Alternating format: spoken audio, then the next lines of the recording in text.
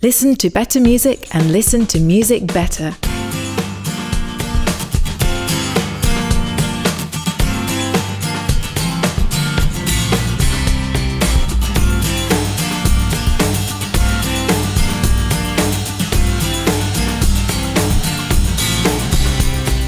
Welcome to True Tunes at 45 RPM, the short-form version of the ongoing conversation you'll hear on the True Tunes podcast and in the digital pages at truetunes.com. And now your host, John J. Thompson. Hello. You know we love the choir around here. If you missed our full conversation with them a while back, you should go check that out. But when we heard that they were working on a reissue of their game-changing 1988 album, Chase the Kangaroo, it occurred to Bruce and I that maybe we should pull together a special 45 RPM episode to help get the word out about their Kickstarter campaign and to celebrate one of our favorite records. And since we're the bosses around here, guess what we've done? I had a chance to talk with Steve Hindalong and Derry Doherty about that very album back in 2020 for a special Jukebox Takeover episode that we did that focused on 4 critically important albums: Gretchen Goes to Nebraska by King's X, The Turning by Leslie Phillips, American Recordings by Johnny Cash, and of course, Chase the Kangaroo. We used part of this conversation back then, but not all of it, until now. So, Bruce revisited that original conversation, chose some stuff that has never been heard before, and cut together a special reflection on this classic LP.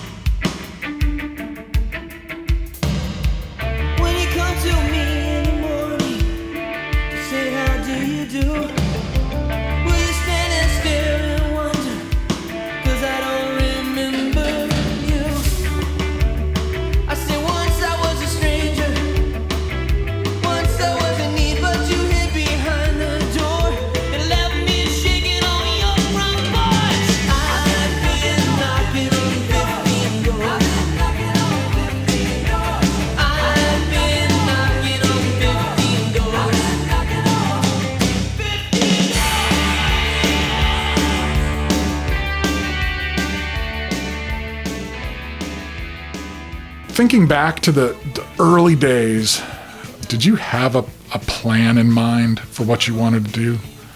I don't know if we had a plan. As far as my perspective on it, I grew up playing music my whole life in church.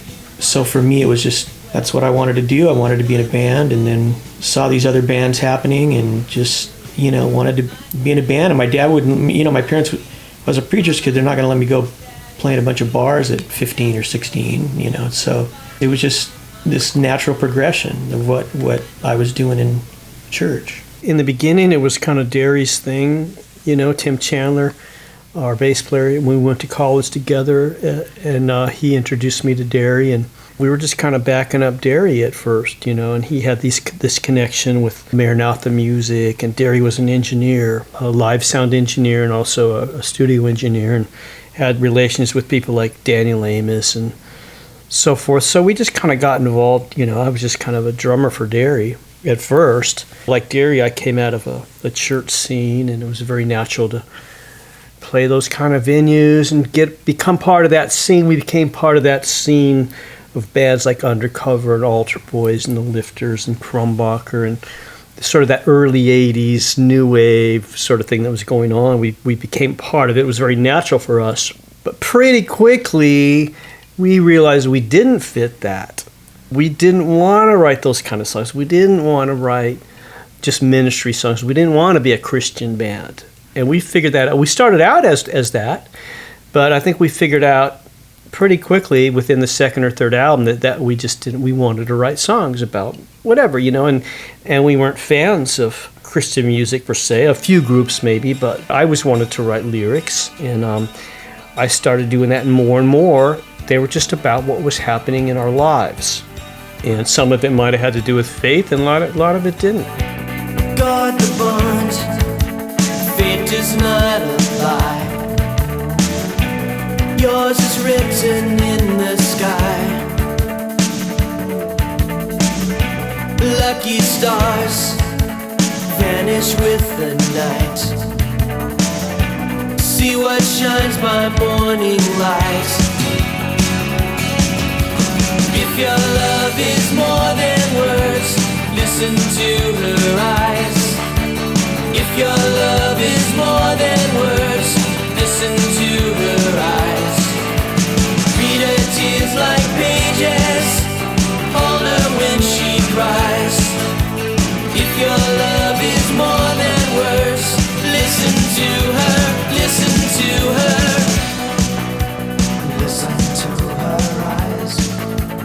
Listen. This evolution of Derry predominantly writing the music and creating the soundtrack and you writing the lyrics, when did that evolve? Like, how long into your work together did that formula sort of fall into place?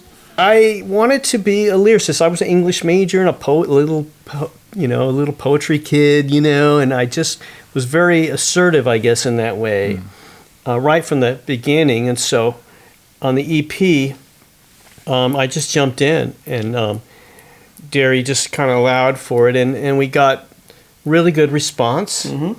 And I think we just realized, Derry was gracious to kind of let me do that. I often wonder, in bands and stuff, it's kind of like a marriage in that you can have this codependency. And it does, I think I wonder what would have developed. For example, I can't work anything technical. I can't even find the light switch. I have any aptitude because Derry was an engineer from the very start. So I didn't have to twist any knobs or flip any levers. So I, to this day, did not develop any engineering skill, even as a producer and all that. I just didn't. I think that was because of my reliance on Derry. And I think in the same way with lyrics, Derry probably, if it wasn't for me, would have evolved in that way. But yeah, I just sort of took it over early on, and I loved to do that. That's kind of my gift. Honestly, English was not my greatest subject. In fact, when I was a senior, I almost didn't graduate because my English teacher said I was possessed by the devil. So wow. She gave me an incomplete. I guess the devil possession gets you an incomplete. It's so not I had to quite enough. Yeah, so I had to go. She doesn't want vengeance coming. Yeah, back. I had to take a test. I had to go in and take this test for me to graduate. Just because you had red hair. Was it a Christian school? Yeah. Bad religion right from the start. Small Christian school. Yeah. So anyway, I was more than happy, because I love good lyrics. Ashes what fools reap, war what they sow. What does a man gain who loses his soul? What can a man rule who conquers his world? Falls out his window and loses his girl. Rains of love, let there be peace in the land. Reconcile woman and man. With Chase the Kangaroo, there was such a shift into stuff that was both sonically and lyrically invitational into an experience and less didactic, less specific. You trusted me enough to come to my own conclusions. Mm-hmm. What was going through your hearts and minds as you approached that record? What allowed you, what encouraged you to take those turns sonically, musically, and lyrically to do something that was such a left turn, not just for you, but for our whole community? Well, that was the first one that we really produced ourselves. That was when we really kind of took control of things. And we had opened our studio, and we had gone through, the first record with a producer. Then the EP we kind of did on our own, but didn't really turn out exactly the way we wanted it. And then with Charlie, then this one we just kind of said, you know what, we know enough now about what we're doing that we want to just try this and try and take control over it. It was very experimental, and it took a long time, way longer than any other records. Yeah. Many months. We were just trying to learn how to write together and create still together, Derry and me. Mm-hmm. And so we didn't always agree with everything. And And the record label still thought we were going to have a producer. They thought we were doing demos. They thought we were doing demos. And we did the whole record basically as a demo. And then I think we re-recorded it, a lot of it. We were trying to get it right. And I think we were just trying to make a record that we liked. We did. We were trusting our own instincts, and we decided the record label didn't come around much. And then in the end, we said, the record's done. And they said, no, wait a minute. We thought these were demos. And we said, no, this is our record. Yeah. And we were out of money, too. We used the budget. Yeah, and it was the first time we could take our time. You know, before you go in the studio and you've got your budget and it goes to everybody but you. You know the guy at 215. Yesterday they found him dead. A bucket in the hallway, rainwater on his bed. It's never easy for a man to grow, but when he's alone, heaven knows the nights are cold. Look out for your look out, the world is a danger zone. Look out for your own. Hey, look out. I will say that's a big luxury that we had, because Derry was an engineer and he had a studio. So for me, I'm so grateful and that's how I became a producer and stuff, but I owe that to the fact that Derry had this studio always where we could work unlimited time. Mm-hmm. And so real luxury, almost no bands have that. No. We could work day and night, and, it wasn't fair to Derry, but... Well, no, but it was a unique situation, though, because we could just do whatever we wanted. And during that period of time, especially, the studio was a real creative hub for a lot of people. Like, we would come in and record during the day up into the evening, and then Gene Eugene would come in and record all night, or somebody else would come in and record all night. 10 Songs by Adam again was recorded simultaneously with Chase the Kangaroo. Mm-hmm. He worked by night and we worked by day, and that's why Gene ended up engineering for us, and I ended up playing, percussion and writing some lyrics with Gene, and we just overlapped into each other's world. Yeah, we'd be coming in the morning, and then Gene would be wrapping it up. Yeah.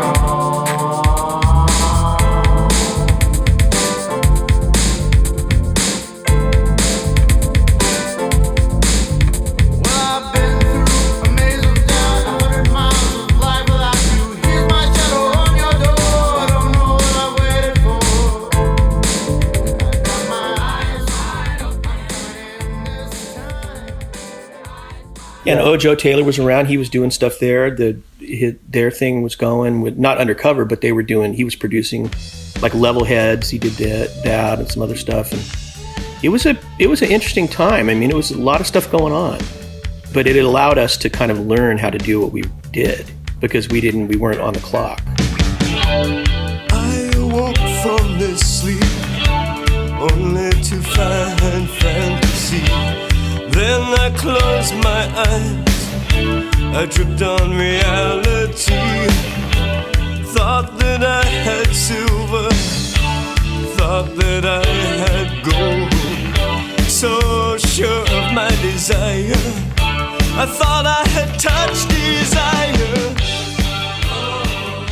And we didn't know it was, I mean things like Clouds, that whole thing where it breaks down for a whole minute of just wash and crazy, I don't know where that came from. I mean, Derry was always into the ambient thing way before it became a genre. Yeah, we would just, it was great because you had 24-track analog tape, and you turn the tape over and try and figure out how to play something backwards that was going to sound right when it came out the other way, or something. I mean, it was a lot of time spent doing that stuff. And also just a lot of pressure, like our lives are on the line, and you're in your mid-20s, and you just don't think, if you don't succeed or whatever succeed means, I don't even know what succeed means, but to keep getting to do it, to be able to do it good enough that you get to keep doing it.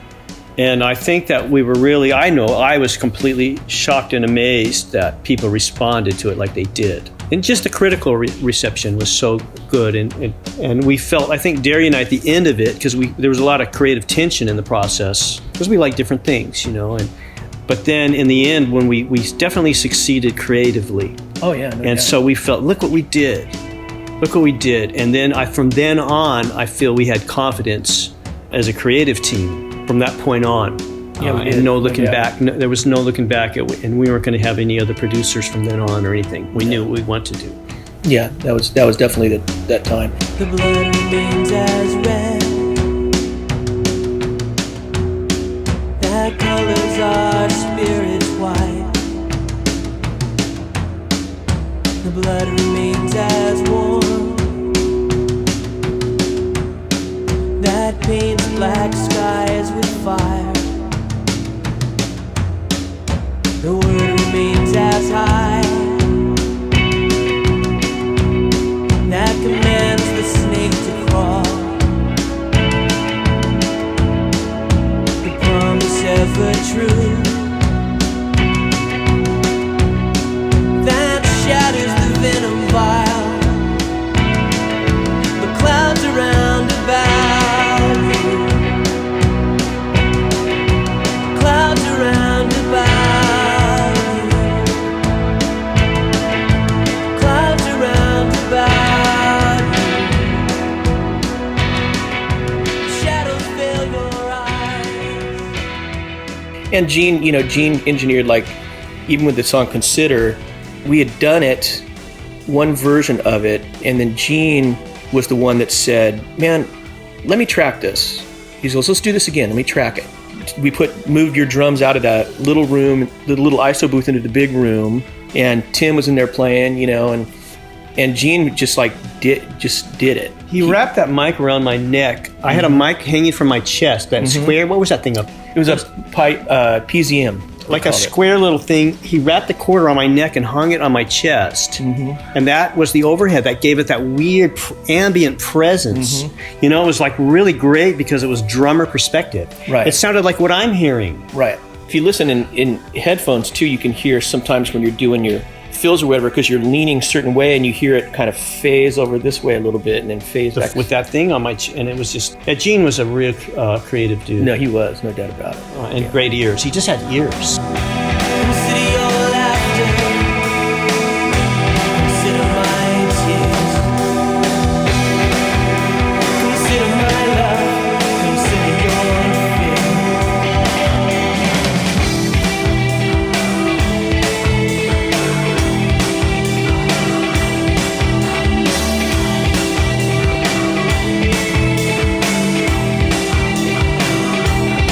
Consider one small child.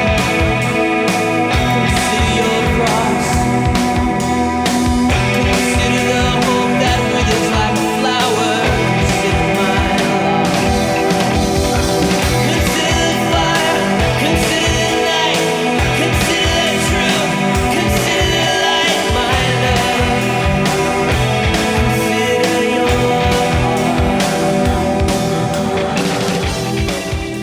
And then Steve Griffith came down and he mixed some of it. He mixed Circle Slide, but he did. Well, he played bass on Clouds, right? He played bass. He engineered because our engineer went to Japan, remember? That's right. Dave went on tour with Donna Summer, Dave Right. Hackbarth. So we needed somebody. So Steve came down and he engineered some, and he sang some harmony and played some bass. He played bass on Clouds for sure. Yeah, but we liked him so much, we hit it off with him, so that we ended up bringing him in to mix Circle Slide. That's right. That's what it was. Right. But I think Mark Hurd mixed a lot of it. Mark Hurd mixed some Chase of Kangaroo. it. I mixed a couple things You on mixed it. some of it. Gene mixed some of it. Gene mixed some of it. You three guys mixed Yeah, that's right. different songs. Yep. Columbus sailed across the sea.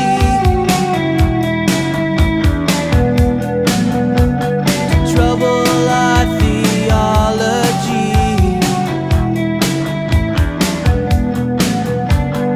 What goes up still comes down.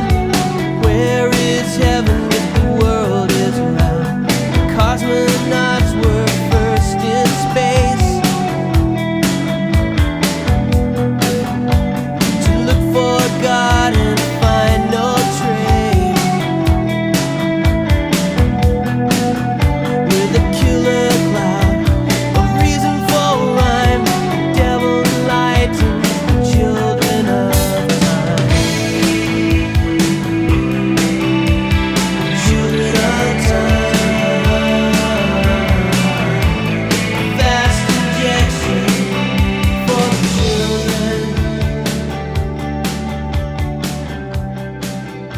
working through friction instead of avoiding it, not going in with upfront expectations for certain kinds of commercial market success that you don't believe in anyway, as far as what you were talking about with radio.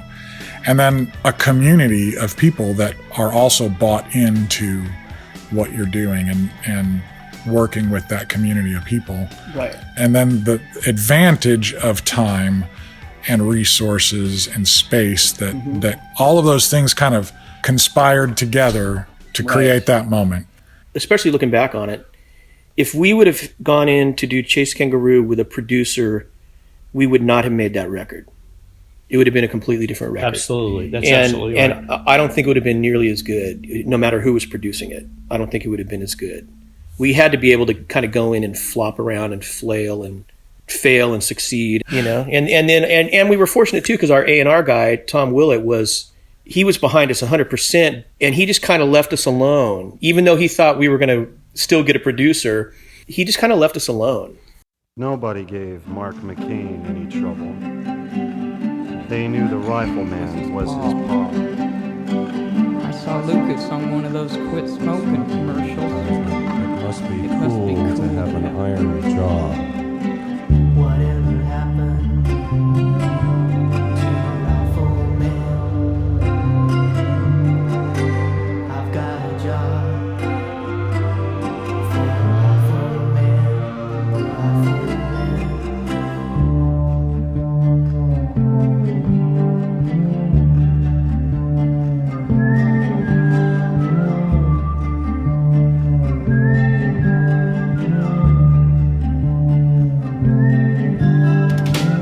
Whenever trouble came riding into Northport, Sheriff Micah Fearful folk were never alone. The tall sawduster let the bad guys make the first move. Shot him full of lead, said it's time to go home. Whatever happened to the rifleman? I've got a job for the rifleman. Whatever happened to the rifleman? I've got a job. You know, we make the record company the bad guy sometimes, the Christian record label, blah, blah, blah, you know. And the industry is what it was. But we had really good people. We had great relationships with, so many absolutely. people, our managers. And we had this guy, a new radio guy named Chris Hauser at Murr. And he was such a fan, and he was so determined to get that song Clouds on radio. It's a 6-minute crazy slow song. He believed in it so much. Of course, he's learned a lot since. He's one of the main radio promoter guys out there, and he's just a wonderful guy. Love him so much, and he had a heart for our music. Quiet, quiet, pants on fire. It's alright to laugh out loud. If the night is uninspired, fear the ghost, forgive the crowd. One day I'll be in a trench, working for the builder guy. And Sydney is my destiny. I guess I'll dig until I die. Shovel go deep, heart beat true. Chase the kangaroo. But you're right. Our music did find an audience somehow. Not a huge audience, but it resonated with some people, and they've stayed with us for decades. So it depends on how you look at it. You know, you could look. Sometimes I think we're absolute complete failure. How could you be a band for 35 years and have so little success? Well, why would you keep doing it? You know. But on the other hand, it's like, wow, look at these people that have carried our songs in their hearts for decades and are still loyal and with us. So it just depends how you look at it. Is good for the heart. It's alright, you don't have to smile. A sad face is good for the heart of a child.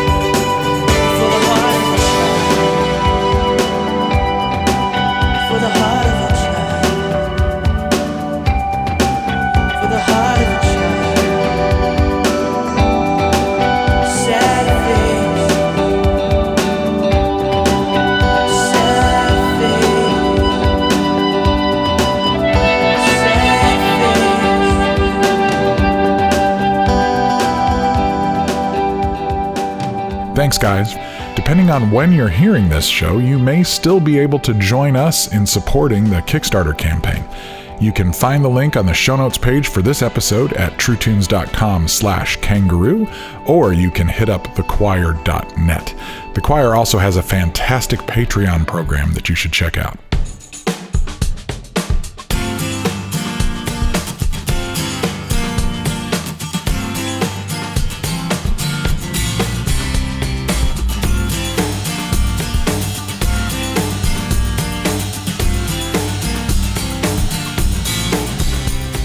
The Runout Groove is coming, and that means it's time to go.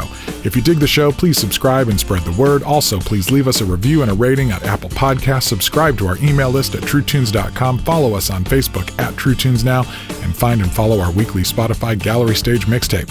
And you can support this show through our patreon.com/TrueTunes community or via a one-time tip linked on the show notes page. Tell your friends about the show, post it on your socials, and let us know what you think.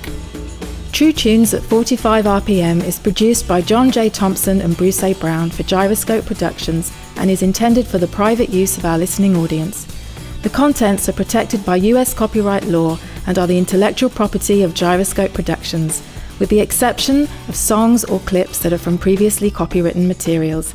Everything on this episode is used by permission or under fair use provisions. Thanks for listening. Cheers. We'll see you next time.